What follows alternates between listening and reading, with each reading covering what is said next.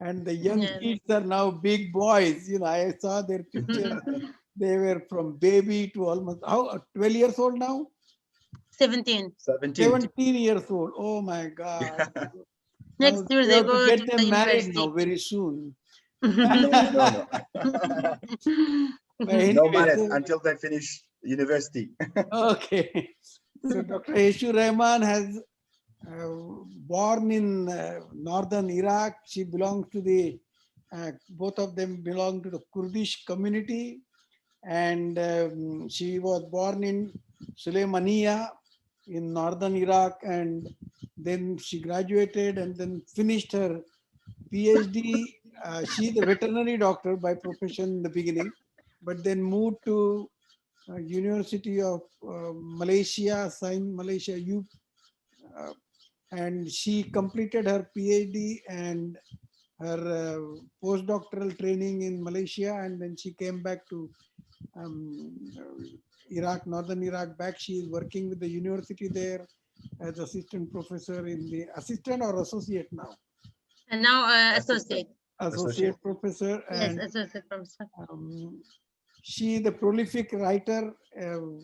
She has got more than 110 publications to her credit. Some of her publications are very well recognized and very well cited by, you know, her citation record is very strong.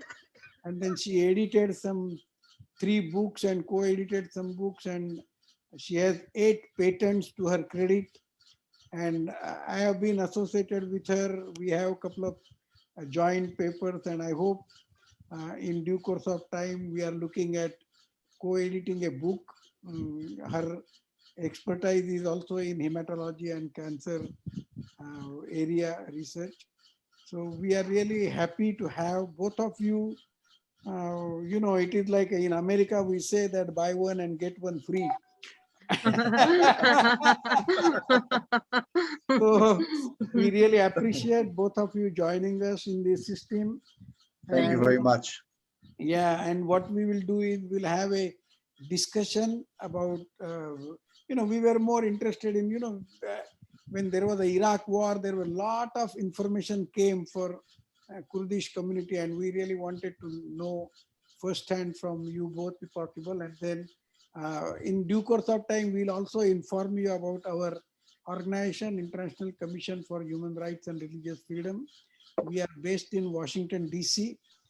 We started it last year, and we are, you know, focusing on those people who are not covered by all the big human rights organizations. You know, there are many human rights organizations, but we would like to provide a forum so that we'll cover the indigenous traditions of the world and all sorts of underprivileged groups which need some presentation in the thing. So, looks like you are not feeling well. I got COVID very recently. I have been diagnosed that I got COVID. Oh, really? Oh my God. So you want to cancel the program? Do you want to cancel the program? We don't mind. No need. No, never mind. I can continue. It. You know, both of you can share. So yes. feel bad, That's why I told him to help me, because my health is not very okay.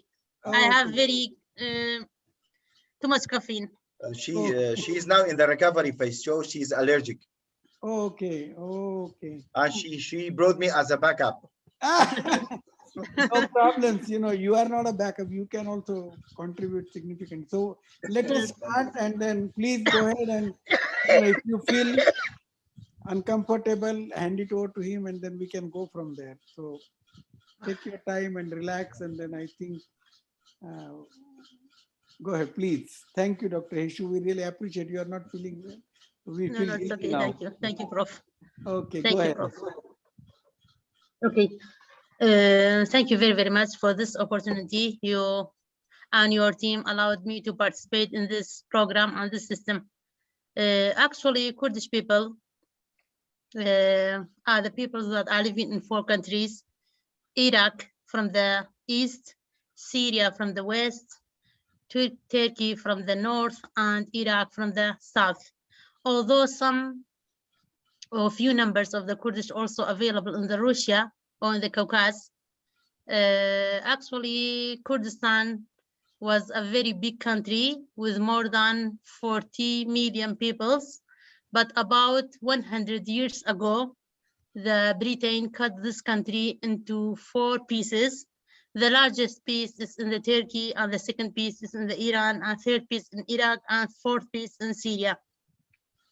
After that, in 1922, the Malik Mahmud tried to reunion these parts together to make a big Kurdistan country, but unfortunately in 1924, the country also, they didn't allow him to continue his big Kurdistan. And again in 1946, the Qazi Muhammad also tried to make a new country, a new homeland for Kurdish people in Iran, and Mahabat, named it as a Mahabat country. But unfortunately, that country also, his government was continue only for 11 months. After that time, the government of Iran, he killed the Qazi Muhammad and his colleagues, and they didn't allow to make the country. After that, in 1970, the autonomous was given by the government of Iraq to Kurdish people for about 3 to 4 years. But after that, again, the Kurdistan was not allowed to make a country for themselves. Then again, in 2005, the Kurdish people of North Iraq also, they given the autonomous, but unfortunately there was a civil war between the parties of the Kurdistan, which are more than 10 parties. The leaders of these parties are very selfish.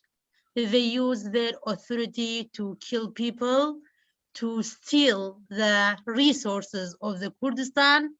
And that's why until now there is civil war in our region.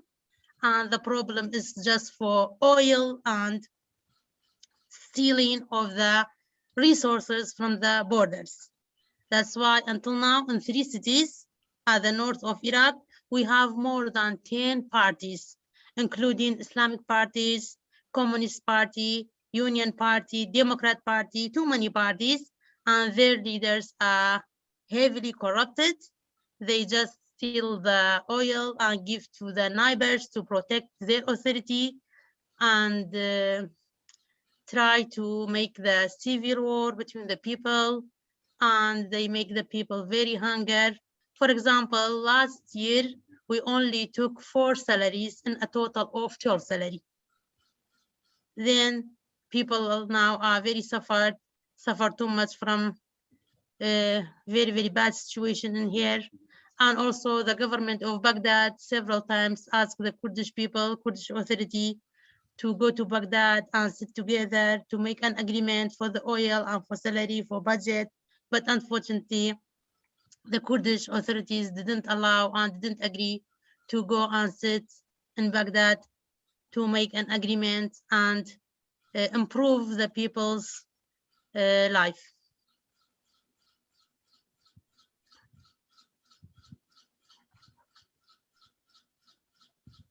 What happened? Then now the situation is still unstable. People are working more than one work just to live, just to survive. And still there is a civil war. Every day there is explosion, there is bombardment. Although in 1988, also, Kurdish people suffered too much from the previous authority during the Saddam Hussein time. In 1988, more than 1,802 people, 182,000 people were killed in a process of Anfal. All females, males, children, all went brought to the deserts of the south of Iraq, and they killed alive. They killed alive about 182,000 people. And also in the process, about 5,000 people in the Halabja were killed by using chemical weapon in about only 4 hours, and about 5,000 people in another city named as Erbil were killed. They belong all to the Barzani families. That's why Kurdish people suffer too much from all authorities, and they were killed too many times by all authorities. And still the same process continue in Iran, in Turkey, in Syria also.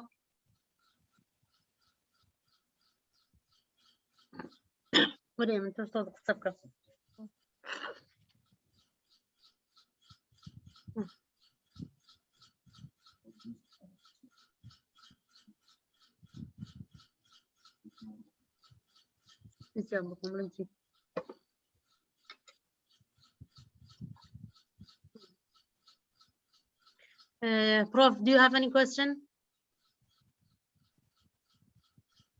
Yeah.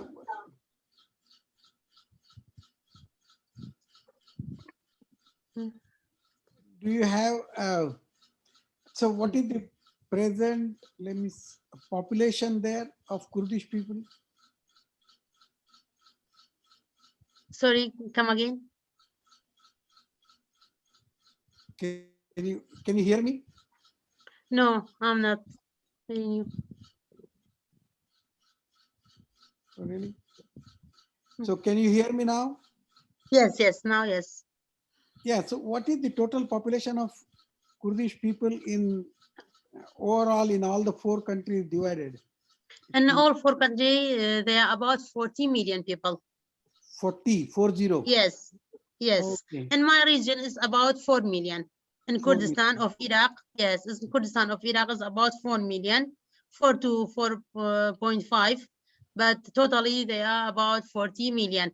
The majority are located in the Turkey, then in Iran, then in Iraq, and then the minority are in the Syria. Okay. But then they practice Islam, all of them, or there is a traditional Kurdish, some culture or religion is still existing?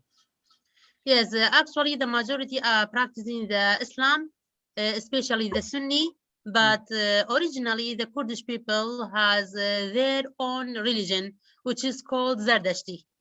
Zerdashti, based on our book, Zerdashti is a specific religion to the Kurdish people, and still there are too many peoples that are practicing Zerdashti. And also between the Kurdish, there are Jews, there are Christian, there are Yazidi, and there are too many other religions, but the majority are Muslims. Okay. But still there is a group which practices the ancient tradition. Yes, yes. So what they believe in, means what is the difference between them and the Islam then? Yes, some of the people are believing in fire. Oh, okay. Some of them, yes, yes. Some of them are believing in the sun.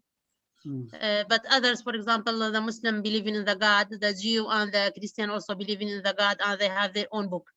Yeah. But the Zerdashti, they have their own prophet. Their prophet is also called Zerdasht. They have also book like Quran. Okay. So Z Avesta is the same thing? No. No. Sorry? Z Avesta used to be. Avesta. Yes, yes, yes. Avesta is also same as Zerdashti. Okay. So yes, this is the original religion of the Kurdish people, Avesta. So was it Zoroastrian? No, it's not Zoroastrian. No, no, not Zoroastrian. But you have a connection with Iran then? Yes, yes, we have connection with Iran because the nearest country to us is Iran. Oh, okay. Yes, our location is very, very important because north part of Iraq is located between Iran, Syria, Turkey, and Iraq. Okay. Yes. Go ahead, Carl, you had some question. Yes. No, you asked it for me. I was going to ask whether Zardusht is the same thing as Zarathustra or the Zoroastrian, the Zend Avesta. Because I remember when I met some Kurdish expats here in the US, and my mother's side is Zardushti. And when I mentioned that, they warmed to me very quickly. They became very very warm towards me. So I sort of assumed that there was some connection there. Right. So Just a comment that yes, there is some sympathy towards the Kurdish cause by colonial machination. The country was subdivided into 4 Middle Eastern countries and never united, despite Right. promises for independence. So there's definitely Right. sympathy for Kurdish cause. By any standard, it should be a unified nation. And unfortunately, Right. post-World War I, post-World War II, with changes in the cartography, Kurdistan never got its own, nationhood. Having said that, Right. what disturbs us that the Peshmerga in the recent happenings in autonomous region of Iraqi Kurdistan were actually instrumental in killing of Yazidis. And that, we can say Turkey is doing to Kurdish people, declaring them as terrorists and things like that, and, not allowing you to use the Kurdish language and declaring everyone as a second-class citizen, arresting the leaders. Same thing is happening in Iran. But when you see the 4 million people of Kurdish origin in the autonomous region of Iraqi Kurdistan, there is this, sort of pressure on Yazidis to convert to Islam and killing of those by Peshmerga. So that is of concern that, how does a supposedly nation of Kurdistan differ from an Islamic fundamentalist Iran or a caliphate claiming to be Turkey? How do we discriminate between the two? Yazidis also have their culture, they have their religion, and one would not expect that in autonomous region they would be persecuted.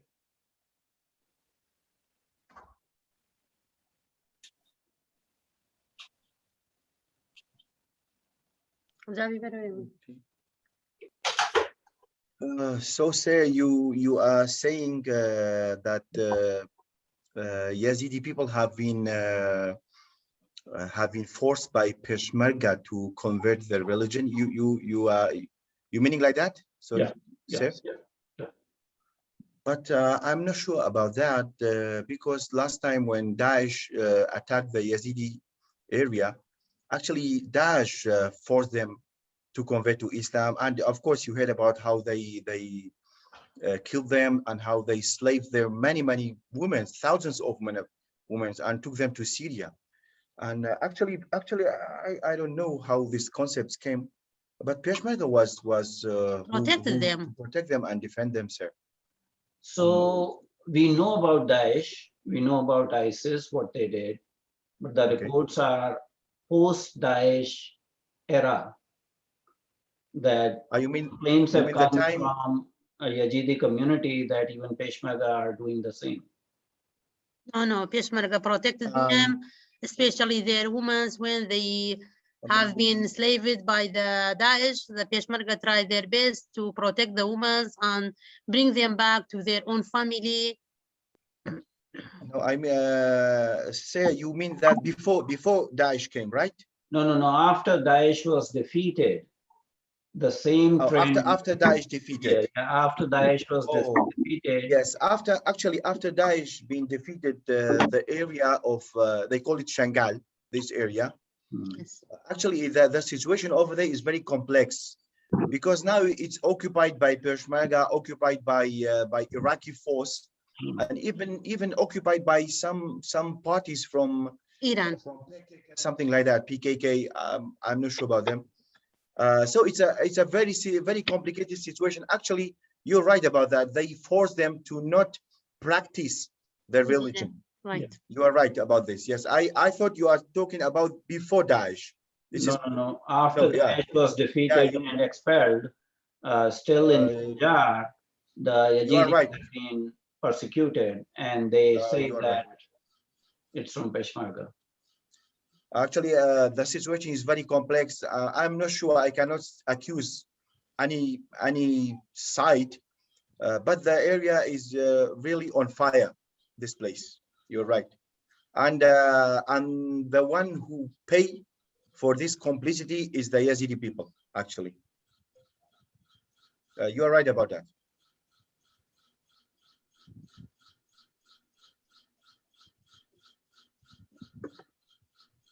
Yes. I had a question. Amongst Kurdish expatriates, I know that there's Kurdish expatriates in Europe, even Sweden, and that there are some here in the United States. Where are the most? Where are the most? Which is the biggest concentration of Kurdish expatriates outside of the whole Greater Kurdistan area, and which of them are the most active in advocacy for Kurdish human rights? And I had another side question. Was Salahuddin Ayyubi a Kurd or was he Arab? Okay, let me answer the first question first, because the second question is a really complicated one. Okay, yeah, you're right. Outside Kurdistan, Europe is actually the major country, especially Germany, especially Sweden and Germany. Okay. I mean, the Kurdish society is more active about human rights in Germany first and in Sweden second. Also, we have Kurdish in UK, USA, especially in Nashville. In Nashville, they call it the second Kurdistan because a lot of Kurdish population over there. I see. Yeah, in many countries, but the Europe, especially Germany and Sweden, are the top. I see. Okay. And regarding the second question about Salahuddin Ayyubi, okay, when I Google his name, or in Wikipedia or something like that, it says it's a Kurdish leader from father from Kurdistan and mother from Arab nations. But for me personally, if you ask my personal, it's not a broad answer, but personally, I am not sure if I regard him as a Kurdish leader or Arab leader, because he never fought for a Kurdish cause. He was fighting to upgrade the Islam in the area. Regarding the Kurdish or Arabic, I am not sure, but he's a big Islamic leader, of course, and most Islams are proud to be like his nation. But in here, about 90% of people regard him as a Kurdish leader. However, he never fought for Kurd. Got it. This is my opinion. Maybe I am wrong. Sure. Thank you. Yeah, thank you very much. Yes, sir. So there is any possibility of, let's say, the autonomous region of Kurdish Iraq declaring possible independence? For now, or even for the recent future, I don't think so. Yes, I don't think so. There is any possibility, because it's a very complicated issue, and there are many countries, especially our neighbors, Turkey and Iran, especially even in Iraq, they will suffer from this independent possibility. You know, as you know, I think you know better than when in 2017, when our leader Masoud Barzani, he declared the independence, and the people went for vote. I think you heard about it, right? Yeah. For the referendum. And the people went to vote, and about 92%, I think, of people vote for independence. But after that, you know that there's some events came, and actually we lost about 50% of our land. Yes. To the government. Yes, and all airports are closed by the Iraqi government, and also our salary of 4 million people cut by the Baghdad government, and they don't allow us to become independent. So I think this issue is very sensitive, and yes, very complicated. A global, I think, something like that internationally, we cannot decide.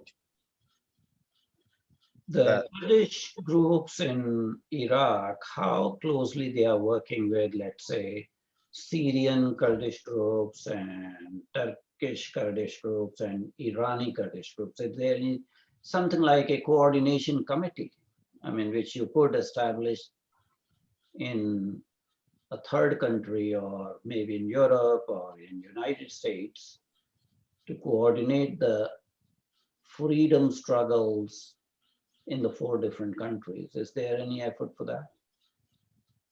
Yeah, I think because there in Iran and even in Turkey, in Syria now they have like a semi-freedom area. They call it Rojava.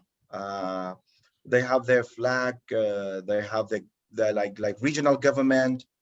I think it includes some few cities, but still it's a fragile area. Not like our area. Our area, we got our autonomous independency from 1991.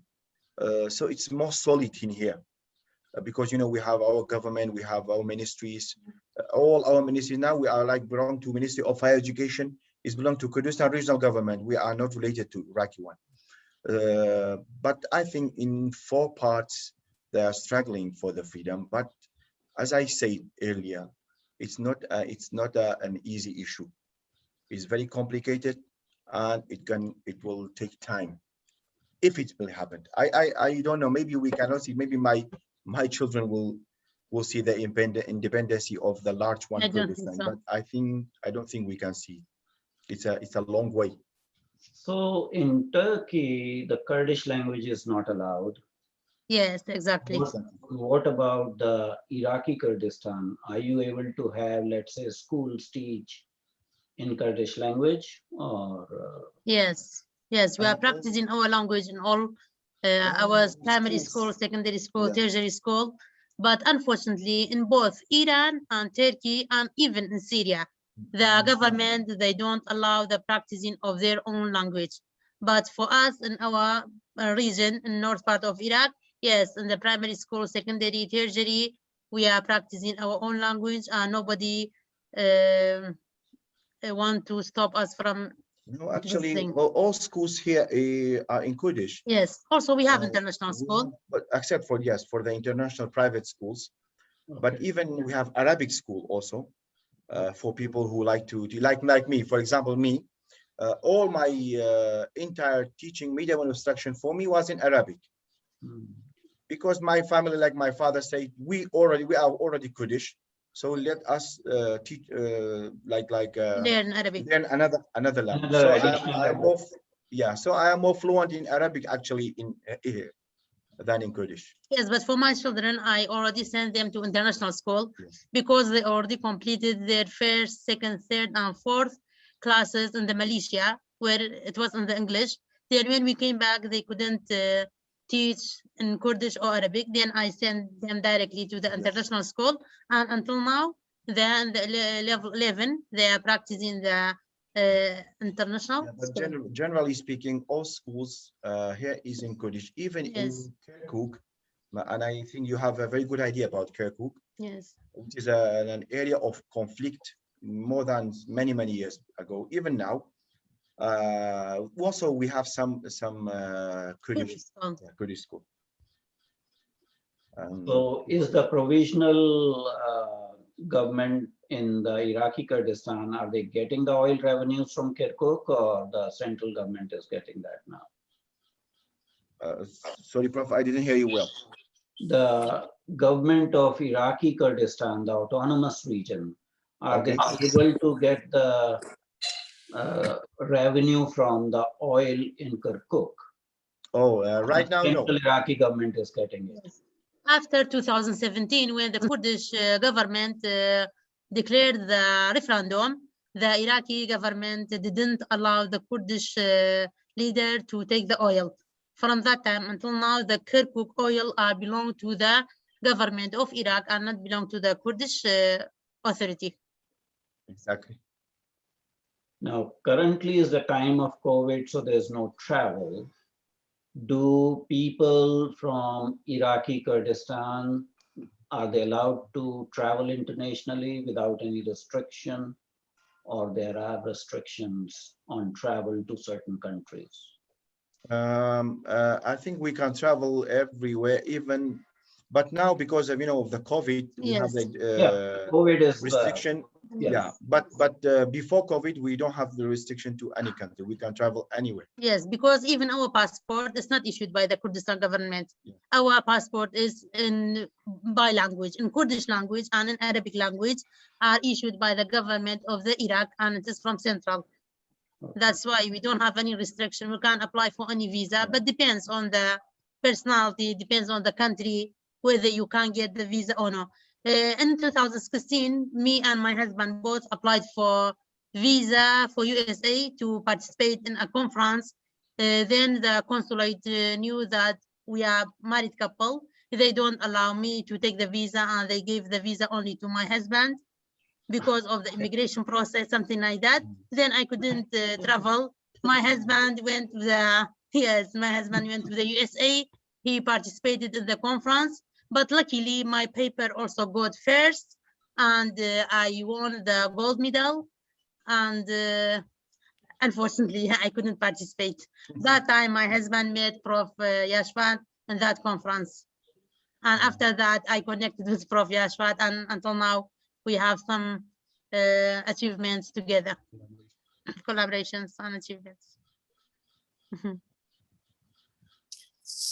I had a question about the Iranian side of.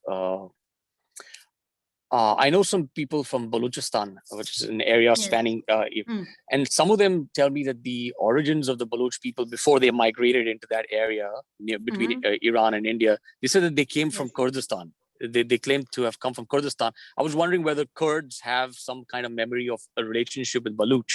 And related to that, in northwestern Iran, where the Kurds are, is there a split between Shia Kurds and Sunni Kurds? I know Kermanshah has. So is there a split between them, or do they stick together? Actually, as a Kurdish people, we are very, very open-minded. I don't know if you heard about that or no. Yeah. Actually, for me, like you, let me take an example. Mr. Cow, I don't care if you are Sunni or if you are Shia, if you are Muslim or Hindus, or even Jewish or Christian. The important things for us is humanity. Yes, you respect me, I respect you. That's all. Yes, yes. But yes, we have Shia Kurdish here, especially in Khanaqin. Yes. Which is near to Kermanshah and these places. Near to Iran. Yeah, we are Sunni, but we love them so much because they are good people. They are very good people. And about Baloch, yes, I heard about that. They say they originally from Kurdistan region. Kurdistan region, yeah. And all peoples in the Balochistan are from Sunni origin, and majority are Sunni and not Shia. But based on the books and history, yes, the majority of the peoples from Balochistan are originally Kurdish people. They immigrated from the Kurdistan part of Iran to the Balochistan. Well, her brother is in Sweden. Right. His wife is Shia. I see. So he converted to Shia, but he is really a best man ever. I love him so much. Yes.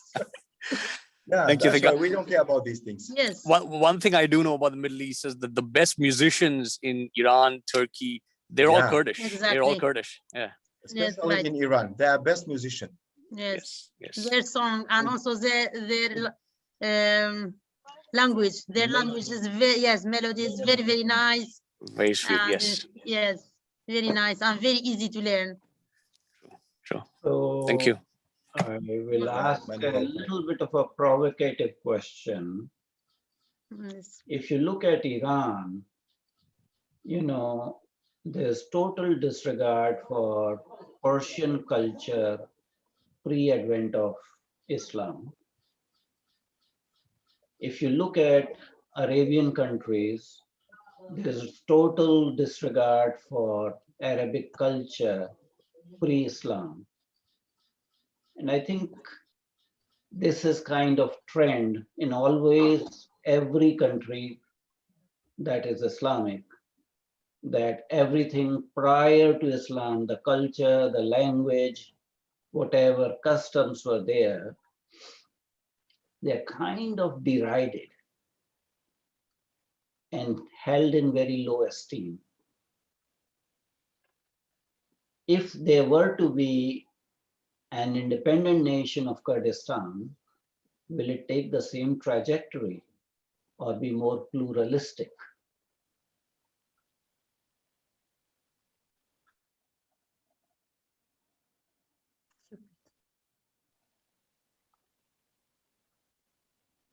Yeah. No.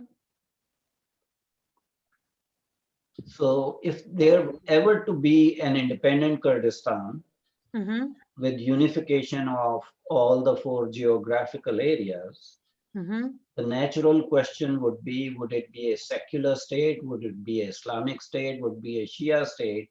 And whether it will honor the pre-Islamic history or not. I think I'm not sure because you know this question actually should be answered by a politician. That's why I said it's a provocative question. But you know, Yes. who makes the politicians? People like you. You are the intelligentsia. That because I mean, I don't know. doctors, college professors, you know, if you are not able to propagate a pluralistic philosophy of acceptance, and you know, embracing your own culture, that was before maybe 8th, 9th century, you know, who else You're will right. do it? You're right. The leaders are going to come from your children. Exactly. Okay, let me answer according to the point of my view. If there is a possibility in the far future, there is a union of the 4 parts of Kurdistan. I am pretty sure it will not be an Islamic government. Of course, Yeah. because there are too many Yes. religions now practicing by the people, not I'm only sure Islam. there will be no an Islamic government. Right. It will be a Kurdish government, like more related to the Kurdish history. However, Islam's maybe the major religion in the area, and if Islam will be the major religion, it will be Sunni more than the Shia. But I will tell you again, according to the point of my view, there will be no, like I am pretty sure about 95%, there will be no Islamic government in Kurdistan. This is for sure, I think, because Well, let's even hope it happens that way. yeah, Let's hope it happens that way. yes, we hope so. Yes. We hope so. This is the right way. Yes. You have not to force the people to practice a specific religion. Everybody is free. Yeah, Whether you are practicing Islam, you are practicing Christian, any other religion, you are free. The best thing for me is respecting, is humanity. Yes. Exactly. Let's see if other people have any questions. I just have a question. How is the daily life there in the, I'm very curious about that. In northern Iraq, is it in our safe area? to be in the university, or you go to university and have a lot of witnesses, all the violence and all those things, or it is no more there now? Actually, it's very normal, sir, here. In the city, it's very normal. We go to the university every day. Afternoon, we finish our job. If we have lecturing, we will lecture, or we're doing some research, doing writing, or doing some office work. So if we have an extra job, maybe after the university, like we do some clinic-like issues for diagnosing, something like that, and we come home. Very normal. We can go outside. You can stay even night outside. Nobody will ask you, because it's actually in 99% very secure in here in Kurdistan region. Right. Only there are some conflict in the borders, right, especially like today. Turkian jet flights have been bombed some area near the border between Kurdistan and Turkey due to some actions of opposition. oppositions. Sometimes Iran also bombards the areas or some areas of the near the borders, but inside the city, it's very, very safe. Very good, very Yeah, safe. very safe, very secure. Yes. And you can practice your daily life like even in US. Very normal. Just now, my children came back from the football. Yeah, just now, now the time is about 10:40. 10:40. Then just came. They got football at the night. They just came back. So So it's very, very normal. very normal. Yes. Now it's spring. Spring is very beautiful season in my country. Oh. I like spring and summer. I don't like winter, but my husband like winter. I don't like winter at all. Yeah. So sitting here in United States as an international organization that focuses on human rights, upholding the right to religious freedom, how can we work with you folks to advance that cause in your country or in your religion or in your region? Would you like to work with us so that we can uphold the cause of tolerance, acceptance, diversity, plurality, and cause of Kurdish independence also, in a way?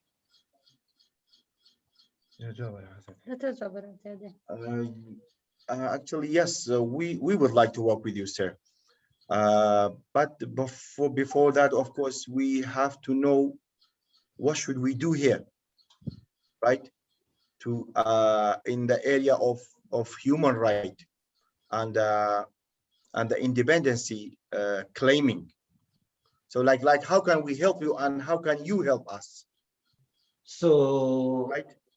the way you can help us is to file reports from Iraqi Kurdistan, not only about the region of Iraq, but also the plight of Kurdish minorities in Iran, Syria, and Turkey.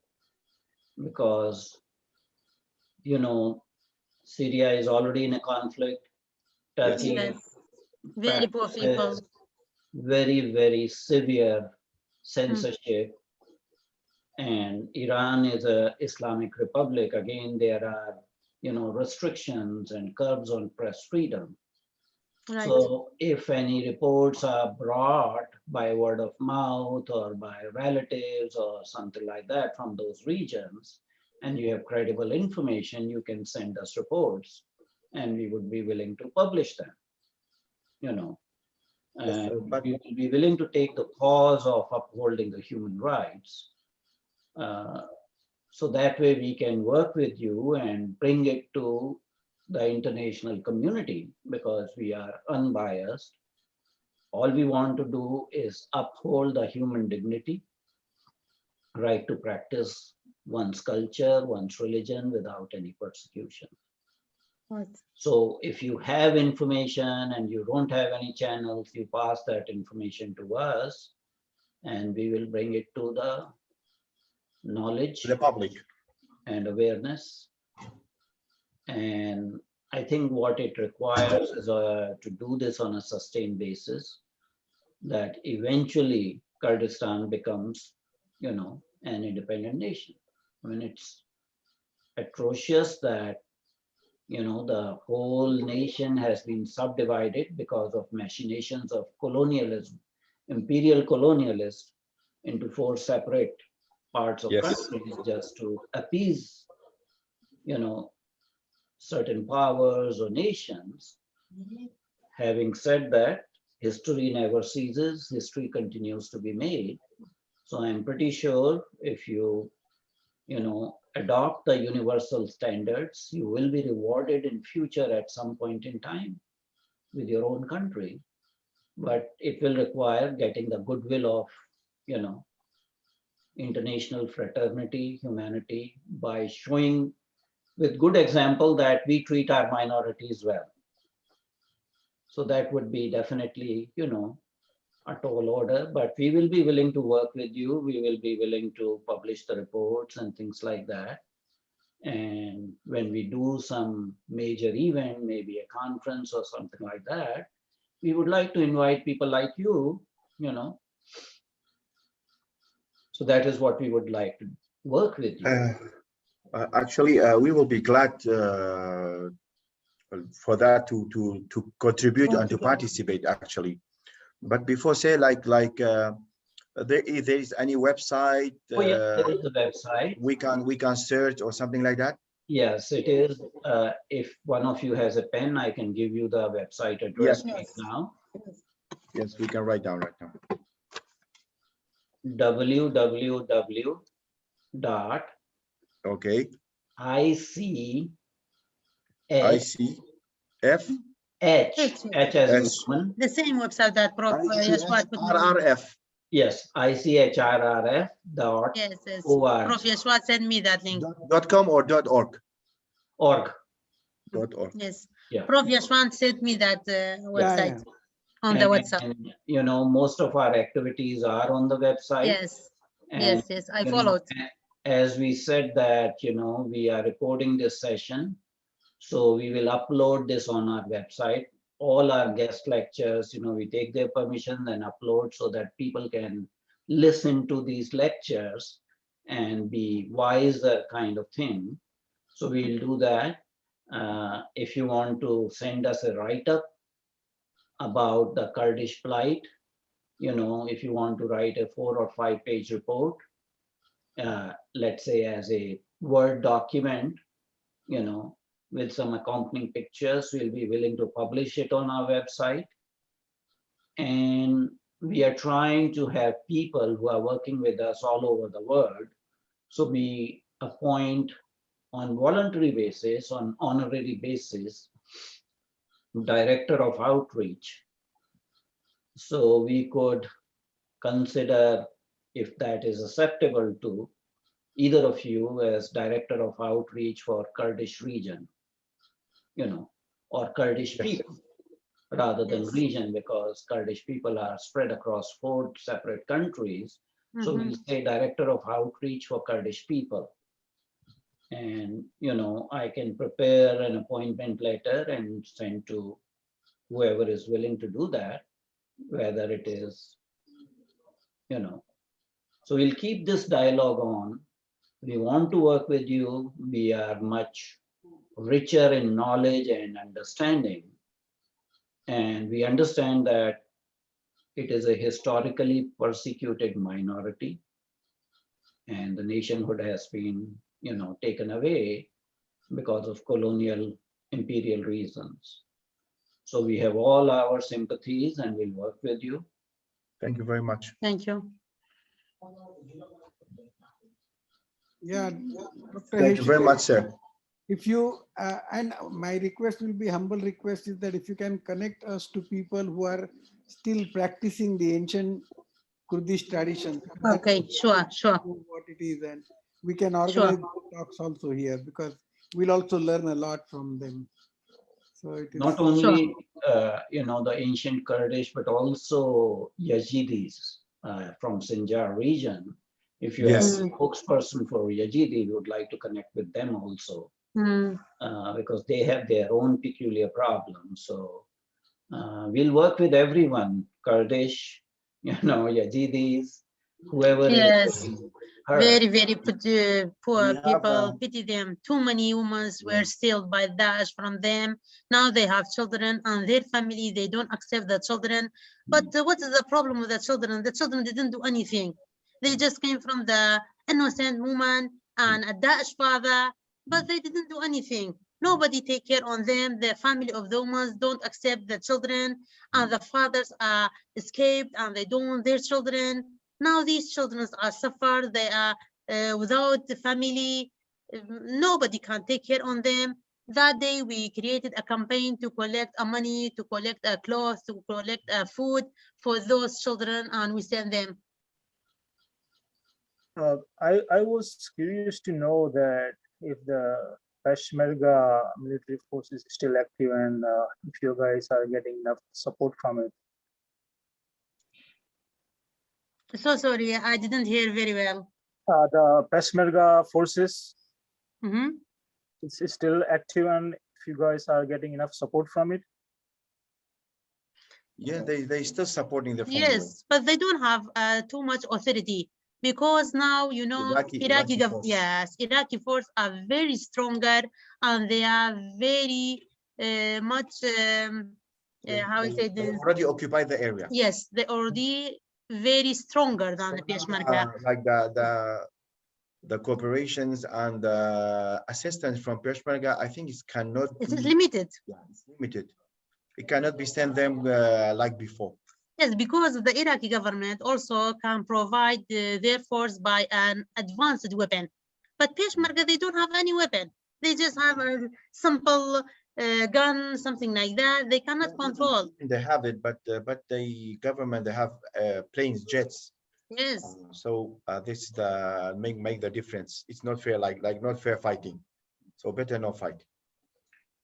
But as I told you, yeah, actually we know Yazidi professor, you know, in our university. Okay. We have a Yazidi assistant. Zaid, yeah. Yes, Dr. Zaid from the College of Agriculture. He's an associated professor. So he's a Yazidi guy. We would like to invite him or her. Yeah, we can. Yes, I call him. And yes, we can schedule tomorrow I call him and I. We're gonna inform about that. Yes, okay. I call him and I discuss everything to him. He's a very good guy. Yes, he's a very good guy. Yeah. He's assistant professor of the College of Agriculture. So I'm just curious, at a personal level, both of you have lived in Malaysia or only? Yes. Yes. Was about 6 years. 6 years. 5 years for PhD and 1 year for postdoc. Where in Malaysia? Kuala Lumpur. No, Kuala Lumpur. We lived yes. in Serdang belong to Kuala Lumpur. Serdang. Yes, but Serdang belong to Kuala Lumpur. No, it belongs to Selangor. Selangor. Selangor. Selangor. Yeah, Selangor. Yes, but Selangor belong to Kuala Lumpur. Because written Dar al-Ihsan, Kuala Lumpur, at the gate of the city. Okay, which years? 2010 until 2017. Okay.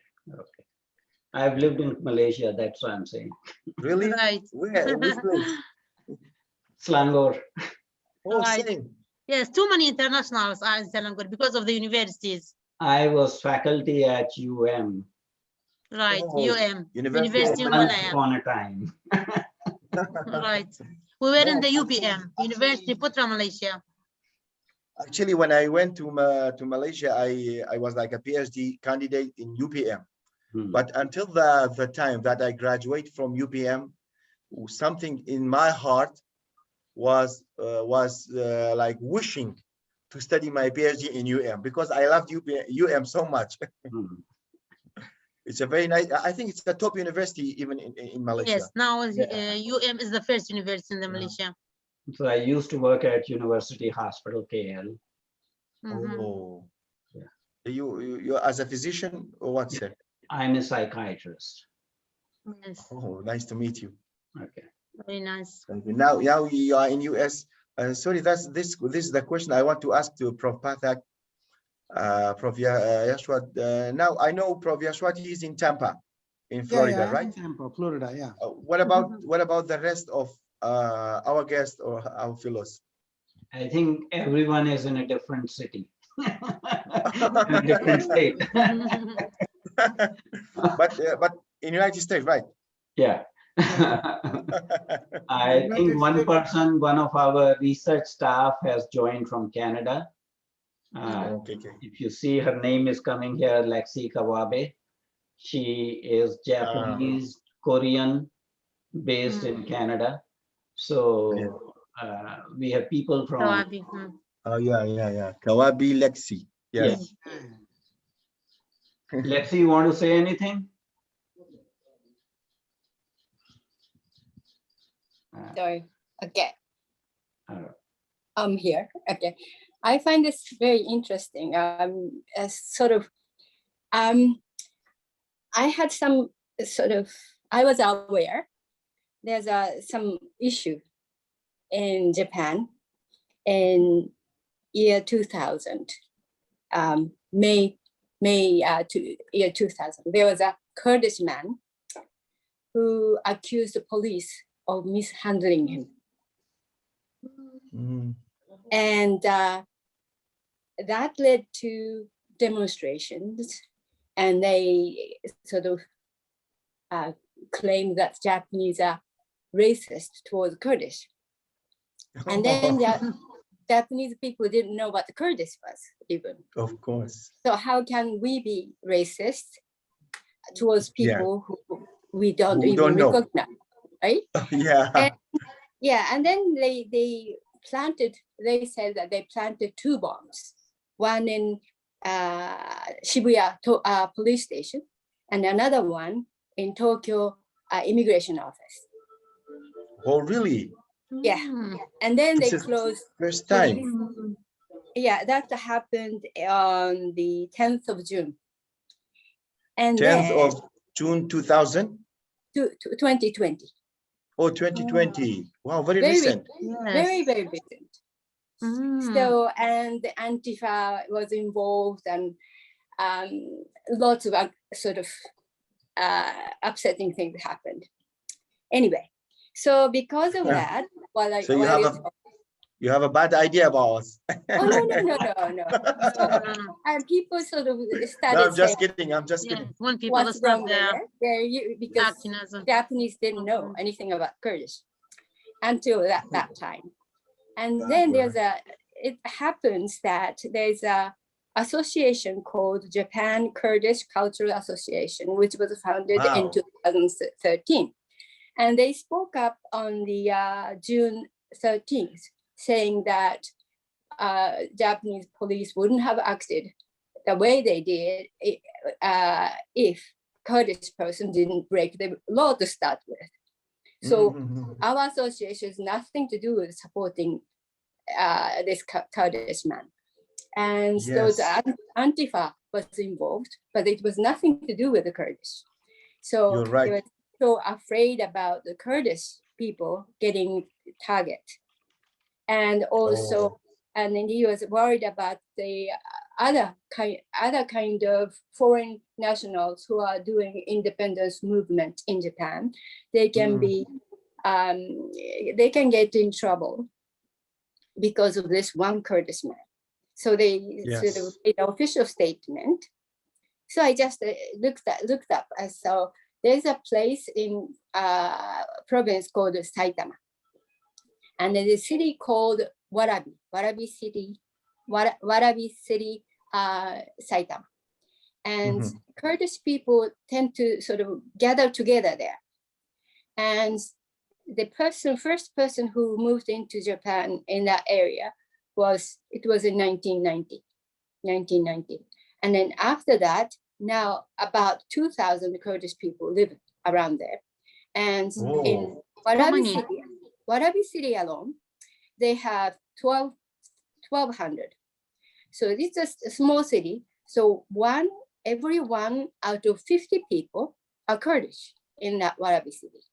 So Wanabi, the name of the city is Wanabi? Warabi. It's very interesting place. Yeah, because this is my first time I heard that there is too many Kurdish in Japan. Yes. We never heard that. It is a Saitama city, which is close to Tokyo. And then you can just go rapid train and you can get there in 10 minutes, 20 minutes. It's kind of very close to Tokyo. And very convenient. And so, yeah, and then there are about 20 Kurdish people in Japan.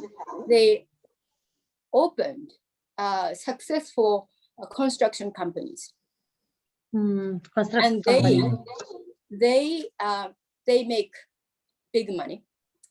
And they hire Kurdish people, mainly. 90% of workers are Kurdish. That's why they are drawing into that area, in Saitama area, because they are Kurdish already. And there's a Kurdish community. They even celebrated New Year's Day in Kurdish way. And they do like a Kurdish dance and all the things, and with a colorful costume, and they have Kurdish food and all those Kurdish clothes. They invite Japanese and do festivals and all that. So it's that Kurdish community in Warabi is growing, and they even Japanese named that place Warabistan, because because there are many Kurdish. Nice. And then at the moment, I'm doing research on this independence movement in Asia. So minorities from all over Asia gather together in Japan, and they do their independence movement in Japan because Japanese government is very lenient about accepting those foreigners. And then they are actually lenient towards the independence movement. And those past a few weeks, actually, those people are gathered together, all the minorities are gathered together, and then making a network, and then communicating with the member of parliament, they're getting Japanese politician group to work along with this minority group. Thank you, Lexi, very much for this, Nice. Information, which is very revealing. I see Interesting. Professor Nanda has joined. Professor Nanda, do you want to my apologies, Tinji. I just got off the phone and the Zoom session, and I was trying very, very hard to leave in order to join you. So my deep apologies, but I'm so delighted to be able to come. My warmest regards and thank you very, very much for being here. And I'm glad that at least I had the opportunity to say hello. So, hello, Prof. Thank you very much for everything. Just to introduce, Professor Ved Nanda is an eminent jurist and human rights, scholar. He is, professor of law at University of Denver. He has been provost there and dean, and runs the Nanda Center for Human Rights. And we are fortunate to have him as chairperson of an international advisory board for ICHRRF. Well, thank you. Thank you, Prof. Nice to meet you. Nice to meet you, sir. Thank you. Thank you very much for coming. Thank you very much. Thank you very much for you. Thank you. So it has been an incredibly informational and revealing lecture. We appreciate you coming. This is not the first time. This is beginning of a new, relationship. And journey. Yeah. Yes.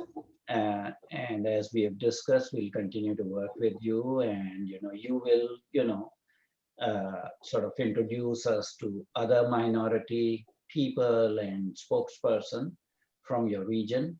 Please visit our website. Please attend our Speaking Up series. Sure. And we want to work for the betterment of the humankind. Okay. Adityanji, is it recorded? Yeah, it is recorded. So we'll be uploading it on website. So I'll be looking forward to listening to it. Thank you. Sure. Thank you very very much. much. No. Thank you very much for having us. Thank you. Thank you. Really, Thank you very much. no, Dr. let me Pathak. say it. Let me say it in India, Nandri. Thank you very much. Thank you. He knows some Thank you all. words, but I don't know anything. Somewhere back in Malaysia. Yeah. So from me, namaskar, pranam. Yeah, like Mali Vanankam, Kali Vanankam, Nandri, something like that. That's true. Thank you. He also knows Malaysia. I don't know.